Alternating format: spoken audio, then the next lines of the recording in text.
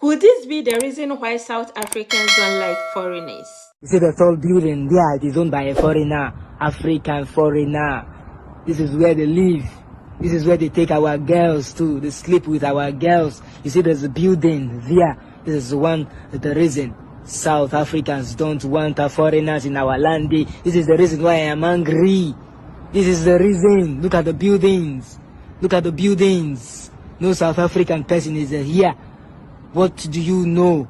When we come outside and complain, you say, oh, we are we are not xenophobic. South Africans is hungry. We are hungry. I am hungry. You see where they live. You see where they live. This is a penthouse. This is where the foreigners, illegal immigrants, Africans, they live here. This building must be destroyed.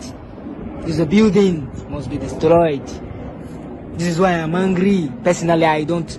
This building is evil. This is why South Africans are hungry. One reason. Oh, I will show you where I live.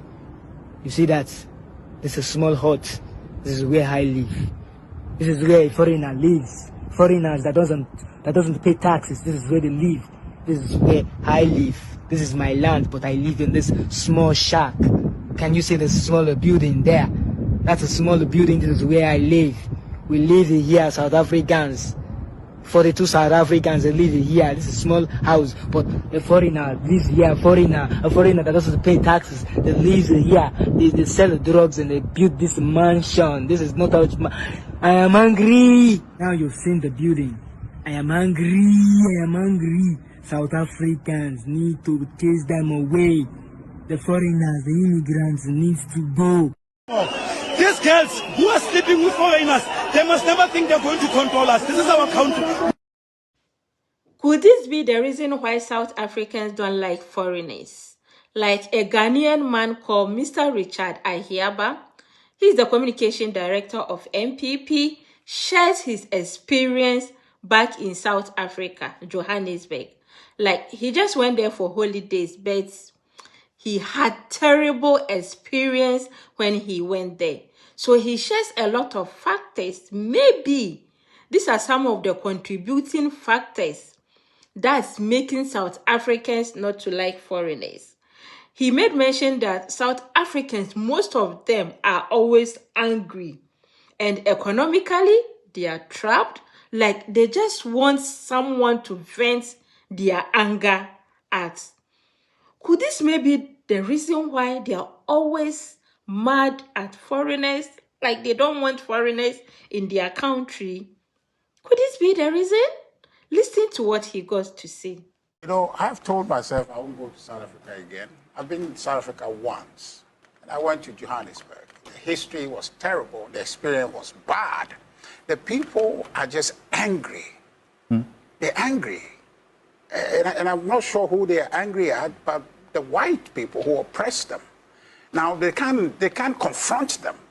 They can't engage them. They can't vent what it is they are angry about to the white people who oppress them. Okay? Economically, they are trapped. Okay? The factors of production in the country is far beyond their reach. If you go to Johannesburg on a few occasions when I was there, you go and in the mornings, they bring pickups and people are going to plantations and they are running to get in the pickup. So as many as can get in the pickup are the ones who have job for the day. Sure. So they are trapped. There's a challenge in their country. But this challenge is not due to migrants coming to the country. People who go to the country, as other Africans who go there, they go there to contribute to the economy. They invest. They are not there to take their jobs. They have a situation which is governmental or economic within the setup of their country to deal with. Their government must provide for them, must engage the policies. The people that they are angry and complain about, their fellow Africans, are not their problem. In fact, South Africans are unique in a sense that they are very inward looking. And I make this point very intentionally because of my experience there. I went there, we took an Uber to the Apartheid Museum. We alighted. My phone was left on the seat. I got down to pay the driver. Then the driver bolted. With your Because, phone? yes, another person in the back said, oh, because he ordered the Uber on his phone, the money was taken directly. So I got down to pay him, and once he told me that the money has been paid and deducted from his account, I just shut the door, forgetting my phone was there. So the minute I shut it, I realized my phone was there, and we started calling this driver. He disappeared. In Ghana, he will get his phone back. He disappeared. We called him, he shut his app off, we called Uber and all of that stuff. It took us 6 hours, and this guy was moving from Pretoria to here, and eventually we got him at Pretoria. We had to call one of the manager at the Apartheid Museum, called him and spoke their language to the guy. We had spoken to him through Uber. He said he didn't see anything. Soon as he left us, somebody bought the Uber, and so therefore that person must have taken it. Then the lady who was the manager there, we got friendly with her, and she said, oh, give me the number. He called a guy who had told us he didn't see the phone. Now in their language, telling the woman, but yeah, you see the phone. If we can pay him 7,000 rand, he would give us the phone. So we agree we'll pay him. So we chase after this guy. We go here and he keeps shifting. So we call the police. The lady called the police and said, look, what this guy is doing, he might end up bringing people to rob us. So we got plainclothes police people. We've got Uber for them. They sat in it, and we had 2 cars. So we got to one position. He said, we are here. It was at 6 p.m. Just tracking your phone. Yes, at 6 p.m. Then this guy showed up. He went home, changed, had guns in his car. Wow. And met us at a location to give him my phone. So the minute he got there, we had the plainclothes police people. Once he got down, they surrounded the car and arrested him. And they checked the car, guns in the car. We took this guy to a police station. You know what?